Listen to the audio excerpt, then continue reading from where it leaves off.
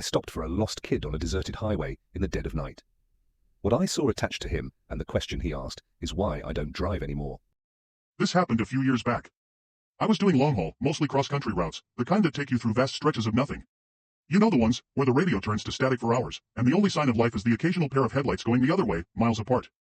I was young, eager for the miles, the money. Didn't mind the solitude. Or so I thought. The route I was on took me across a long, desolate stretch of highway that ran between the borders of two large governmental territories. I don't want to say exactly where, but think big, empty spaces, lots of trees, not much else. It was notorious among drivers for being a dead zone, no signal, no towns for 100 miles either side, and prone to weird weather. Most guys tried to hit it during daylight, but schedules are schedules. Mine had me crossing it deep in the night. I remember the feeling. Utter blackness outside the sweep of my headlights.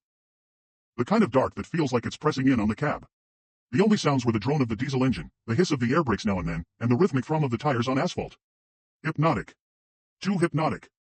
I'd been driving for about 10 hours, with a short break a few states back. Coffee was wearing off. The dashboard lights were a dull green glow, comforting in a way, but also making the darkness outside seem even more absolute. My eyelids felt like they had lead weights attached. You fight it, you know? Slap your face, roll down the window for a blast of cold air, crank up whatever music you can find that hasn't dissolved into static. I was doing all of that. It must have been around 2 or 3 a.m. I was in that weird state where you're not quite asleep, but not fully awake either. Like your brain is running on low power mode.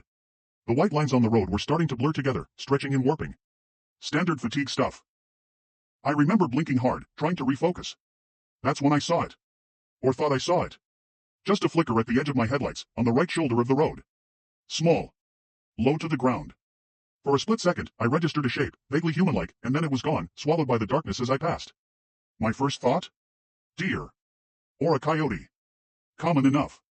But it hadn't moved like an animal. It had been upright. My brain, sluggish as it was, tried to process it. Too small for an adult. Too still for an animal startled by a rig. Then the logical part, the part that was still trying to keep me safe on the road, chimed in, you're tired. Seeing things. Happens. And I almost accepted that. I really did. Shook my head, took a swig of lukewarm water from the bottle beside me. Kept my eyes glued to the road ahead. The image, though, it kind of stuck. A small, upright shape. Like a child. No way, I told myself. Out here? Middle of nowhere? Middle of the night? Impossible. Kids don't just wander around on interterritorial highways at 3 a.m. It had to be a trick of the